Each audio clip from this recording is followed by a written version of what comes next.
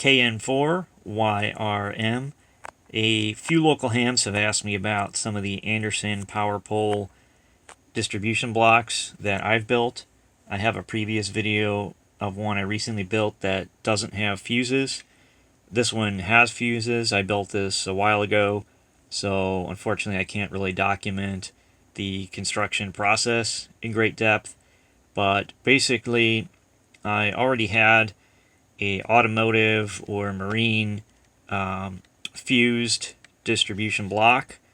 The leads come in, and you can see there's a connector over there that actually plugs into your Anderson power supply.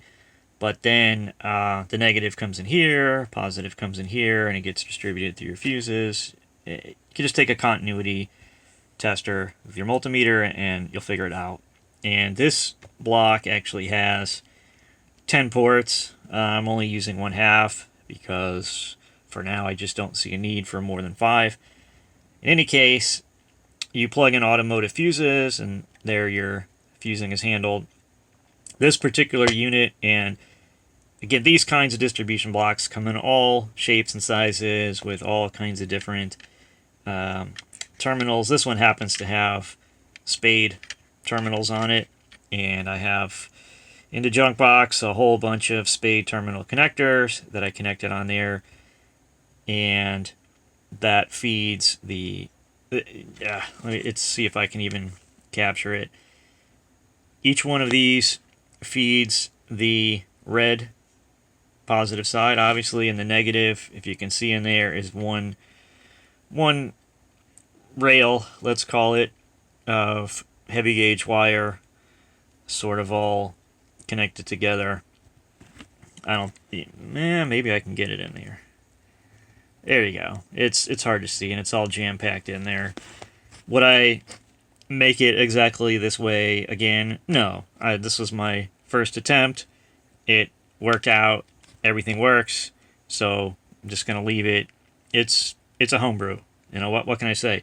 You just work with what you got. But the general principle is you can get one of these, or maybe you have one around already. They're typically for automotive or marine or just any kind of fused distribution block. I forget the exact name of it. And make sure it can handle the amount of amps power that you plan to put through it. And then just sort of figure out, okay, how are you going to connect these over to your Anderson connectors. And you can do what I did. If you wanted to make this more permanent, I could have soldered these, and I still can solder these to the spade terminals if I want. But the way I always build things is, it's an ongoing experiment. Maybe I'm going to take it apart and use it for something else. But form factor on this one, the size, you can see fits in my hand. It's not as small as some of the others out there, but it's not too big. It's fine probably for in the shack if space is not at a premium, wherever you're going to put it. For portable, might want to go with something smaller, whatever. You get the idea.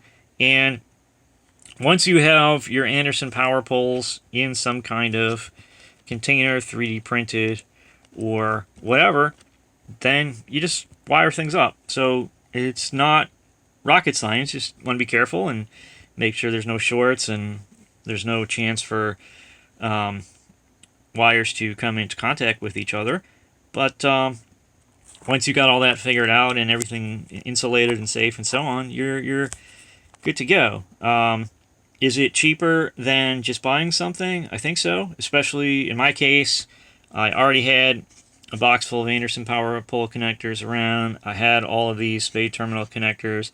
I happen to have this distribution block around already, but they're really not very expensive on Amazon. $10 or so, you can get one. It depends how many ports you want and whether or not you want fused. If you don't want fused, you can look at my other video where I built one without fuses. If you want fuses, this could be the way to go. Do you technically need this distribution block?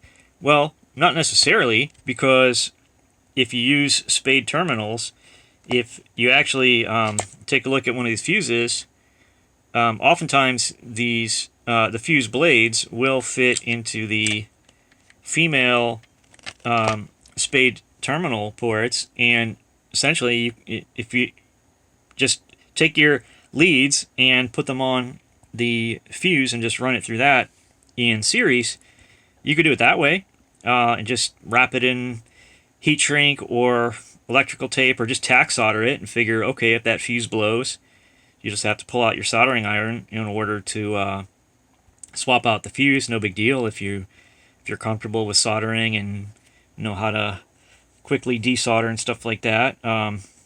I've never actually done so. I suppose you could heat it enough where maybe you blow a low fuse, but it should be fine.